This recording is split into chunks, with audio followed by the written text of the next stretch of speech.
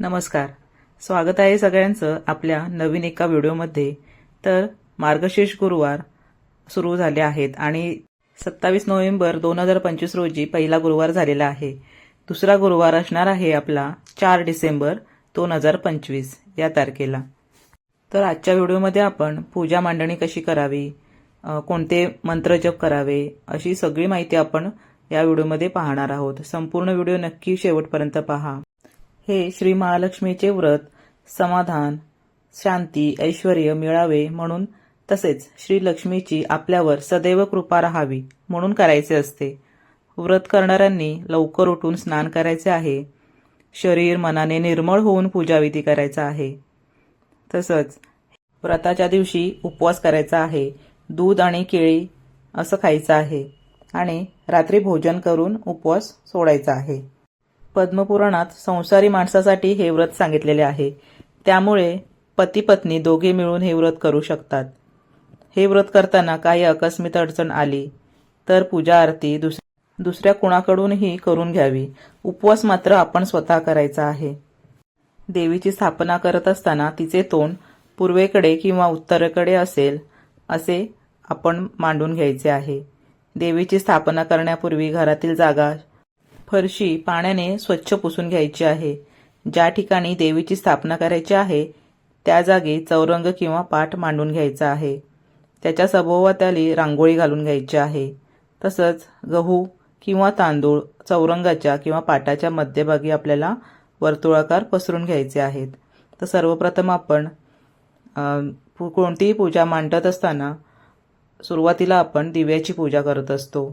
तर आपण आधी दिवा प्रज्वलित करून घ्यायचा आहे. त्याला हळदी कुंकू, अक्षदा आणि फूल वाहून आपण त्यांची पूजा करून घ्यायची आहे. स्वच्छ घासलेला एक तांब्याचा तांब्या घ्यायचा आहे. तो पाण्याने भरून घ्यायचा आहे. त्यामध्ये एक सुपारी, एक नाणं, दुर्वा, हळदी कुंकू, एक फूल असं टाकून घ्यायचं आहे. 5 प्रकारच्या झाडांची पानं त्याला लावून घ्यायची आहेत. किंवा जर तुमच्याकडे 5 पानं नसतील तर विड्याची पानं तुम्ही कलशावरती मांडू शकता.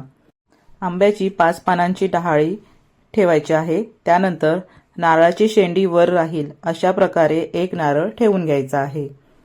कलशाला हळद व कुंकूची बोटे लावून घ्यायची आहेत. पूजा करत असताना ओम श्री लक्ष्मी देवे नमः, ओम ह्रीं श्री लक्ष्मीभ्यो नमः असे मंत्र बोलायचे आहेत. मंत्र जप करत आपण पूजा मांडणी करायची आहे. तुम्ही आता बघू शकता इथे आपण विड्याची पानं घेतलेली आहेत आणि ती आपण अशा पद्धतीने मांडून घेतलेली आहेत. त्याच्यावर आपण आता गणेशांची आणि श्री लक्ष्मीची जी मूर्ती आहे आपल्याकडे त्याची स्थापना करून घेणार आहोत. त्यासाठी आपण अक्षदा विड्याच्या पानावर ठेवले आहेत.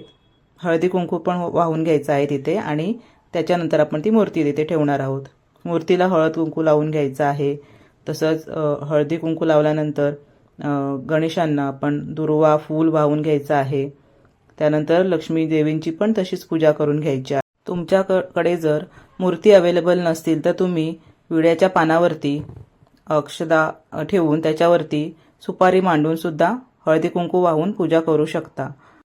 तुम्ही कलशाला तुम्हाला जसं सजवायचं आहे त्या पद्धतीने तुम्ही सजवू शकता.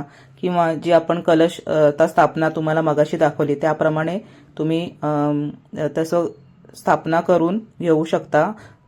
सुरुवातीला मी इथे बघा तुम्ही बघू शकता पाटावरती इथे तांदूळ घेतलेले आहेत. त्याच्यावरती आपण तो कलश ठेवून घ्यायचा आहे. माझ्याकडे थोडंफार सजावटीचं साहित्य होतं. त्यानुसार मी काही आभूषणं आणि वस्त्र माझ्याकडे होते. त्यानुसार मी इथे कलश असा सुशोभित करून घेतलेला आहे. देवीची स्थापना करून घेतलेली आहे. बघा वेणी फूल वाहिलेलं आहे तिला आणि सुंदर असं देवीचं रूप आपलं महालक्ष्मींचं इथे तयार झालेलं आहे. तुम्ही बघू शकता. ओम केशवाय नमः, ओम नारायण नमः हा मंत्र स्वतःच म्हणून आचमन करायचे आहे. पळीने पाणी हातावर घेऊन ओम गोविंदाय नमः असे म्हणून हातातील पाणी तांबणात सोडायचे आहे. नंतर देवीला स्नान घालून हळदी कुंकू पुष्प वाहून देवीपुढे अगरबत्ती ओवाळून घ्यायचे आहे. धूप दाखवायचे आहे. नैवेद्य दाखवायचा आहे. मनोभावे देवीची प्रार्थना करून आपली काय इच्छा असेल ती आपण सफल होण्याची विनंती करायची आहे. फळं ठेवून घ्यायची आहेत. तसंच तुम्हाला काही आणखी सुशोभीकरण करायचं असेल तर तुम्ही करून घेऊ शकता. खूप छान असं वातावरण घरामध्ये तयार होतं, आपल्या आनंदाचं वातावरण असतं. आणि देवीच्या चौरंगासमोर एक पाट मांडून त्यावर बसून श्री महालक्ष्मी व्रताची कथा पण वाचायची आहे. नंतर श्री महालक्ष्मी महात्म्य वाचायचे आहे. वाचताना किंवा दुसऱ्याकडून वाचून घेताना मन एकाग्र ठेवायचे आहे. देवीला नैवेद्य अर्पण केल्यानंतर हात जोडून या पोथीला छापलेले श्री महालक्ष्मीला उद्देशून इंद्रदेवाने म्हटलेले नमन अष्टक म्हणायचे आहे. हे अष्टक म्हणण्यापूर्वी आपण मनात जी काही इच्छा असेल ती देवीला सांगून ती फलद्रूप व्हावी म्हणून देवीला मनोभावी विनंती करायची आहे. मग निरांजन ओवाळून आरती करून घ्यायची आहे. पद्मपुराणात सांगितले आहे की जे हे व्रत करेल, नित्यनेमाने करेल, तो सदैव सुखी समाधानी राहील.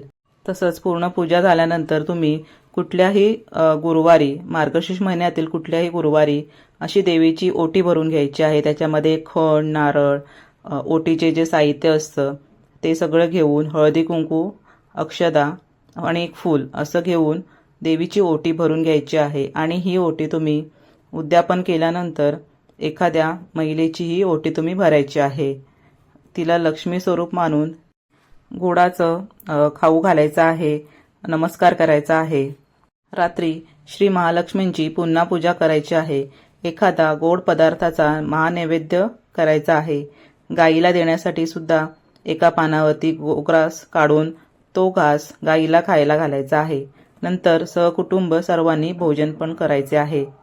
दुसऱ्या दिवशी स्नान केल्यानंतर कलशातील पाणी आपण झाडांना वाहायचं आहे. देवीची स्थापना केलेल्या जागी 3 वेळा हळदी कुंकू वाहून नमस्कार करायचा आहे. तसंच कलशामध्ये थोडंसं पाणी उरून ते पाणी आपण पूर्ण घरामध्ये शिंपडून घ्यायचं आहे.